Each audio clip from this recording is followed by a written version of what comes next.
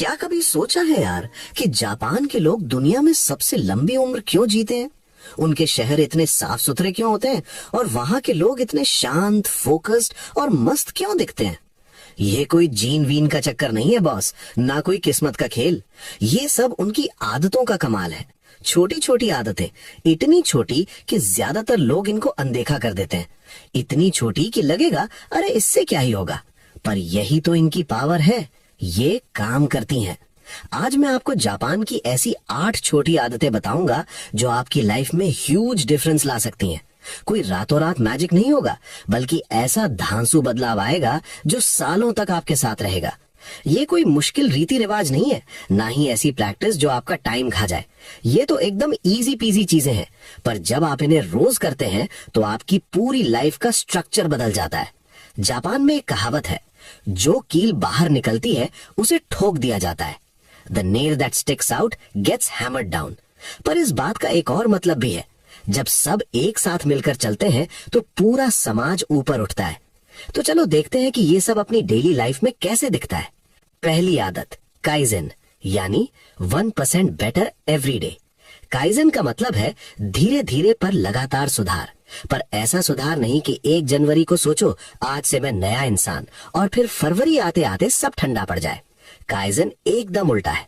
इतना छोटा इम्प्रूवमेंट कि वो शायद दिखे भी नहीं, बस हर दिन सिर्फ 1% बेहतर। जापान की कंपनियों में ये सोच हर जगह है। टोयोटा दुनिया की टॉप कार कंपनीज में से एक इसलिए बनी कि उन्होंने कोई बड़ा धमाका नहीं किया, बल्कि इसलिए कि हर एम्प्लॉय को रोज एक छोटी सी चीज बेहतर करने को कहा जाता था। किसी काम को 1 सेकंड तेज करना, किसी टूल को 2 इंच पास रखना, किसी बेकार स्टेप को हटा देना। लगती हैं छोटी बातें, पर सालों तक रोज करने पर इसका असर माइंड ब्लोइंग होता है। ये सिर्फ फैक्ट्री तक ही नहीं है, ये आपकी लाइफ पर भी लागू होता है। फिट होना चाहते हो, हर दिन 1 घंटा जिम का वादा मत करो, सिर्फ 1 पुशअप करो। इतना इजी कि ना कहने की कोई वजह ही ना मिले।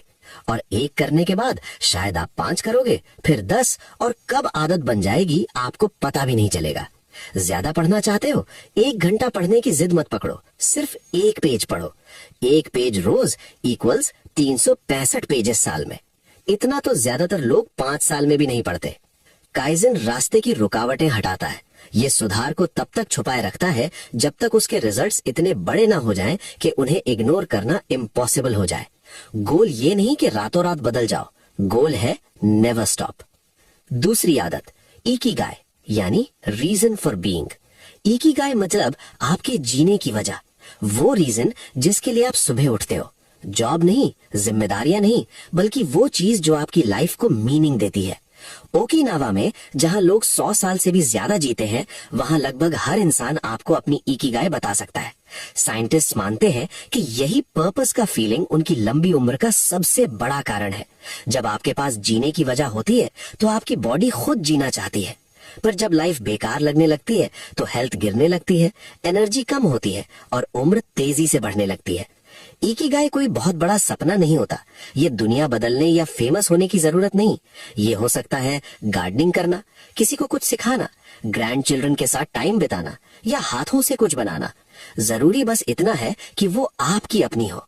जापानी इसे 4 चीजों के बीच का कॉम्बिनेशन मानते हैं। जो आपको दिल से पसंद है, व्हाट यू लव, जिसमें आप रियली गुड हो, what you are good at, जिसकी दुनिया को जरूरत है, व्हाट द वर्ल्ड नीड्स, और जिससे आप पैसे कमा सको, what you can be paid for. जहां ये चारों मिले वही आपकी इकिगाई है। ज्यादातर लोग ये सवाल खुद से कभी नहीं पूछते, बस लाइफ की रिवर में बहते रहते हैं और फिर सोचते हैं यार लाइफ इतनी खाली खाली क्यों लगती है। आज रुकिए और खुद से पूछिए, मुझे क्या पसंद है, मैं किस में अच्छा हूँ, दुनिया मुझसे क्या चाहती है, और मैं इससे खुद को कैसे सस्टेन कर सकता हूँ। आज सारे जवाब मिले ये जरूरी नहीं, बस सवाल पूछना शुरू कीजिए, आंसर्स अपने आप आने लगेंगे। तीसरी आदत, हारा हाची बू, यानी ईट अंटिल यू आर 80% फुल। मतलब 80% पेट भरकर खाना, पूरा ठूसना नहीं, एकदम भर जाना नहीं, बस 80%। ओकिनावा में लोग हर मील से पहले ये वाक्य बोलते हैं, ये एक छोटा सा रिमाइंडर है, क्योंकि प्रॉब्लम ये है कि दिमाग को ये समझने में 20 मिनट लगते हैं कि पेट भर गया है। तो जब आप पूरा भरने तक खाते हो तब तक आप ऑलरेडी ज्यादा खा चुके होते हो। वो एक्स्ट्रा 20% धीरे धीरे मोटापा, सूजन यानी इन्फ्लेमेशन और थकान बन जाता है। 80% पर रुकने से बॉडी को जितनी जरूरत होती है उतना ही मिलता है। ये भूखा रहना नहीं है, ये माइंडफुल ईटिंग है। स्लो खाओ, हर बाइट के बाद रुको, खुद से पूछो क्या मैं सच में अभी भी हंग्री हूँ या बस प्लेट खत्म कर रहा हूँ। ये छोटी सी अवेयरनेस आपकी सबसे आसान हेल्थ हैबिट बन सकती है। चौथी आदत, शिनरिन योकू यानी नेचर कनेक्ट, मतलब प्रकृति में टाइम बिताना। एक्सरसाइज नहीं करनी, ट्रैकिंग नहीं करनी, बस धीरे चलना, गहरी सांस लेना और अपने आसपास की नेचर को फील करना। जापान में डॉक्टर्स इसे मेडिसिन की तरह प्रिस्क्राइब करते हैं। रिसर्च कहती है नेचर में टाइम बिताने से स्ट्रेस कम होता है, ब्लड प्रेशर घटता है, इम्यून सिस्टम स्ट्रांग होता है। आपको कोई जंगल नहीं चाहिए, बस कोई ट्री, पार्क या ग्रीनरी। फोन नहीं, म्यूजिक नहीं, कोई टारगेट नहीं, बस प्रेजेंट रहो। ये टाइम वेस्ट नहीं, ये रिकवरी है। पांचवी आदत, वाबी साबी यानी ब्यूटी इन इम्परफेक्शन। इम्परफेक्ट चीजों को एक्सेप्ट करना। वेस्टर्न वर्ल्ड परफेक्शन के पीछे भागता है, perfect body, perfect home, perfect life, पर कुछ भी परफेक्ट नहीं होता और ना ही परमानेंट। वाबी साबी कहता है यही तो ब्यूटी है। टूटा हुआ कप बेकार नहीं, वो अपनी लाइफ जी चुका है। फेस पर रिंकल्स कमजोरी नहीं, वो एक स्टोरी है। जब आप वाबी साबी अपनाते हो तो कंपैरिजन बंद हो जाता है। मैं अच्छा नहीं हूं वाली आवाज शांत हो जाती है। आप बस एग्जिस्ट करना सीखते हो। छठी आदत, गामन यानी इंड्योरिंग विद डिग्निटी। रिस्पेक्ट के साथ मुश्किलों को सहना, पेन को डिनाई नहीं करना, बल्कि उसे खुद पर हावी ना होने देना। ये टफ है, पर मैं इसे हैंडल कर सकता हूँ। जब आप कंप्लेन करना बंद करते हो तो आप विक्टिम बनना बंद कर देते हो। आप रिस्पॉन्सिबिलिटी लेते हो। आपको स्ट्रांग बनने के लिए किसी ऑडियंस की जरूरत नहीं, बस आगे बढ़ते रहो। सातवीं आदत, ओमोइयारी यानी केयरिंग फॉर अदर्स। दूसरों की केयर करना, बिना कहे उनकी जरूरत समझना। इसलिए नहीं कि मजबूरी है, बल्कि इसलिए कि आप उनके बारे में सोचते हो। धीमे बात करना, जगह को साफ छोड़ना, रिस्पेक्ट दिखाना। जब सब ऐसा करते हैं तो सोसाइटी एकदम लाइट हो जाती है। और जब आप दूसरों पर ध्यान देते हो तो आपकी खुद की परेशानियां छोटी लगने लगती हैं। आठवीं आदत, किंसुगी यानी रिपेयरिंग विद गोल्ड। टूटी हुई चीजों को गोल्ड से जोड़ना। जापान में टूटा हुआ बर्तन फेंका नहीं जाता, उसकी क्रैक्स को गोल्ड से भर दिया जाता है।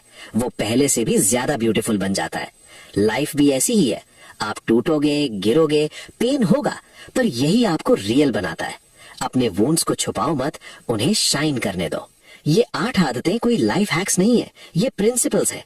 एक चुनो, छोटी शुरुआत करो, फिर दूसरी जोड़ो, क्योंकि जापानी चेंज का वेट नहीं करते, वो उसे क्रिएट करते हैं। एक छोटी सी हैबिट, एक छोटा सा चॉइस हर दिन, और पूरी लाइफ में यही छोटी आदतें एक बड़ी, शांत और मीनिंगफुल लाइफ बना देती हैं। अगर ये सब आपको माइंड चेंजिंग लगा हो तो सब्सक्राइब जरूर करना।